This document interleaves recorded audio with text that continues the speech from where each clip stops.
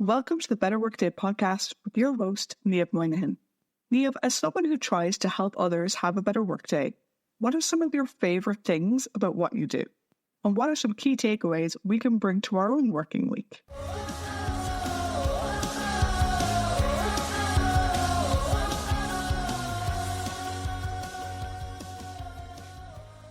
Hello, and welcome back to the Better Workday Podcast.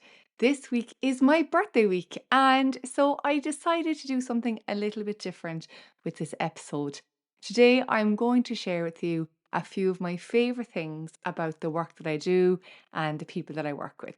And by the end of the episode, I hope you understand a little bit more about what I do, first of all, and more importantly, that you're inspired to maybe help other people create a better workday, taking some of the ideas that I do and bring them back to your work, whether it's with a small team or bigger department, maybe even the entire organization.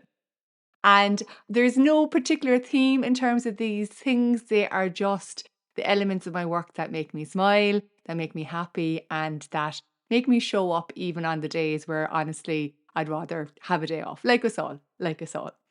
So first things first, in case you don't know the different ways that I work with people, I'll explain that to you and then we can go into my favourite things. I work with people live in person in terms of delivering keynote talks. That would be to big audiences of, a couple of hundred people. I deliver workshops, which could range from 12 people up to 90 people. And that could be anything from a half day to a full day or multi-days. And they're really interactive. I love them. And then I do webinars, and they're live interactive webinars. And I'm a big fan of hybrid working, and I'll be talking about hybrid working next week. But I try to make my webinars as similar to the experience that you'd have as if you're in person. So they're just as interactive, just as chatty, just as fun, and with just as much life. So again, there could be any number of people on those webinars. Sometimes there's 10, sometimes there's 1,000. But they're great fun as well, believe it or not. And then finally, I do have some self-serve or some on-demand stuff, which is great for people who work, let's say, in smaller organizations that would never have somebody like me in, or maybe, a lot of people like myself are interested in continually investing in their own professional development. And they're great too. So they're a great option for that. So that's basically what I do in a nutshell. There's always a few other bits and bobs, but that's the main stuff. And my absolute favourite thing of all of the work that I do is when I'm in front of people, whether that's in person or live through a webinar, and I get to make them laugh and have a little bit of fun.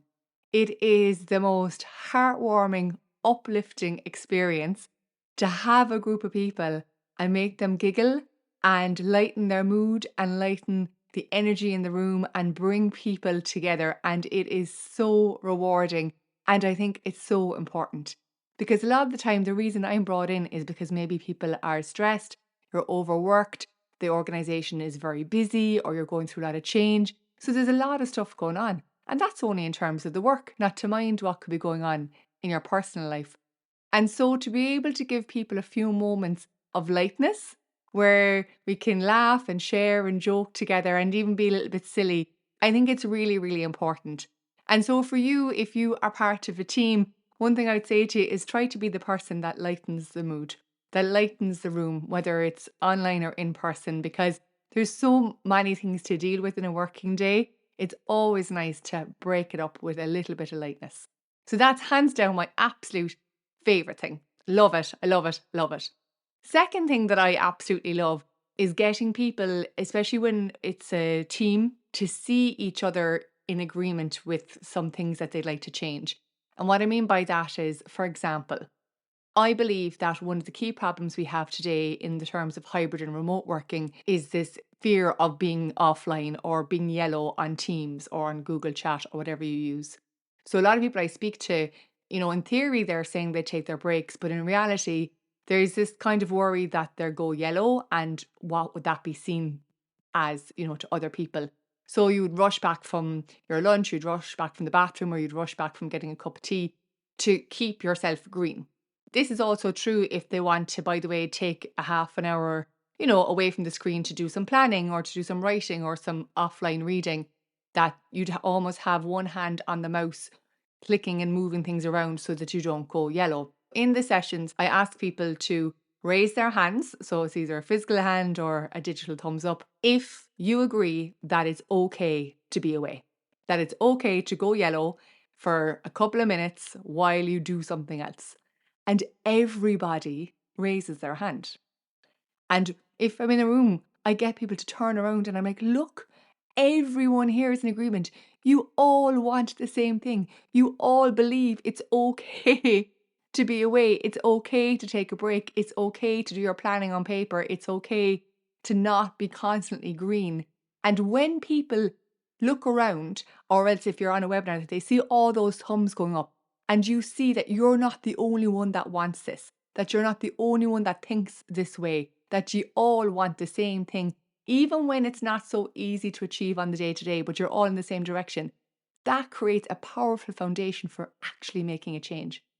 And so sometimes my sessions are less about the content per se, but more about getting people to see that you're all on the same page, that you all do want to improve how you work on your own and together and improve your well-being. So I absolutely love those moments when everyone is looking left and right and they see that they're not the only person with their hand up, and it is just lovely, lovely, lovely, lovely. For you, if you want to do something like this, it could be having a similar conversation in your next team meeting and bring up something like, do we think it's okay to be away? Do we all want to take our breaks? Do we all agree that people don't need to respond out of hours? Whatever it is for you, if you agree together live, real time, and you're all physically putting up your hands or digitally putting your thumbs up, it allows you to get that consensus and to see you're not the only one. So I do recommend doing that if it's a change that you want to start making. So number 3 on my absolute favorite things is the questions that I get and the conversations that I have with people. Now, an interesting observation, and I don't know if you relate to this, is over the last few years, I find that less people put their hands up in groups for questions. And this is true whether there's a group of 500 people at a keynote, 20 people at a half-day workshop, or a different number of people on an online webinar. I say any questions, and there's usually tumbleweed. So especially in 2024, what I've done is I have allowed time for questions, but I also stay on afterwards for anyone who wants to wait and ask me a question on their own. So when I'm in person, that usually looks like me hanging around for tea and coffee or over lunchtime, depending on what time of the day it is. And when it's a webinar, I would, let's say, finish the webinar 15 minutes to the hour, and I say, I'm going to be the last person on this session. I'm not leaving until you're all gone. So if anyone here wants to ask me a question, just hang back. There's never more than 5 people who hang back, but there's always a few. There's always a few. And to be able to ask and answer those questions, I think, is so important, because when we're doing training, when we're doing workshops, when we're doing personal development, if there's something left unanswered, then you're not going to be coming away with as much as you could have from the session from that time. So I think it's important to be able to close that loop. If you're delivering training, or if there's training happening in your company, or if there's any kind of a situation where you're having an opportunity to learn, develop, grow, then I'd highly recommend leaving that space at the end, not for the old style Q&A that we're used to, but literally just to hang back and say, if anyone wants to ask a question, just yourself, we'll go over in the corner and we'll have that conversation, or we'll stay on the Teams call until the end and we'll have that conversation, and allow that to happen. Because as convenient as it is for that group Q&A, if nobody is asking the questions, it's not working anymore. And so we have to always meet people where they're at. There's so much more that I enjoy, as you're probably starting to guess at the moment. And the reason I'm sharing this again is because I want you to see why bringing people together, whether online or in person, is so valuable. Because they get to connect, you get to get agreement, you get to support each other. And the 4th thing for me is that people get back to basics. Because work can get very complex and very complicated and very fast-paced at the moment, especially if you add in multiple locations, different departments, multiple projects, all these things. There can be a lot going on. And often we forget the very basics of how to manage our day, manage ourselves, manage our relationships with others. And you don't need an advanced course in performance and productivity. What you need is the space to get back to basics, to reset that foundation so that you can have it as the base on which your work performs better. It's going back to those very simple techniques, those building blocks of the working day that I find so rewarding, because they're things that people already know most of the time, but we've forgotten, or they know, but I have a different way of maybe implementing it or different examples of how they can do it. And so they're just twisting it a little bit. So instead of having to redo the entire way that you approach your day, you're just tweaking things. I think that's very important as we continue to develop new skills, both technical and non-technical skills in the workplace, that we try to leverage what we already have and build on that as opposed to trying to learn everything from scratch. If you're looking at your own development over the course of the next year or so, take a look at what you know already. Take a look at maybe what you used to do but you don't do anymore. And that can be tricky to do on your own. So maybe team up with somebody and have a bit of a reflective session and look at the different areas of your work and see how you can build on what you already have, or how sometimes you can dust off what you've forgotten. And that can be just as helpful. And finally, for me on this episode, because honestly now, this episode could go on for an hour and we all know that's not my style. But final thing for me is when I see people change how they think about their work and their working day and how good their working day is and how well they perform. And nearly everyone I meet gives themselves a hard time, that they think they're not doing enough, that they could be doing better, that there's loads of improvement to be made. And honestly, I'm here to tell you now, everybody is just here trying to do their best, okay? And your best is all you can give. And if you try to bend yourself into some version of perfection, you're just going to break. And so it's less about you completely transforming yourself and more about you maybe changing your approach to your work or your approach to your colleagues, or just tweaking something you're already doing. And sometimes that's tweaking your mindset as opposed to anything else. And so at the end of a lot of workshops, I ask one of two questions. And these are questions which I want you to take away and ask yourself or ask of the team whenever you do something that's new, a new training, you explore something new, look at a new project, anything like that. And the two questions I ask, it's normally one or the other, is first of all, what one thing will you do differently? And that's to help people just really focus on one action they can take.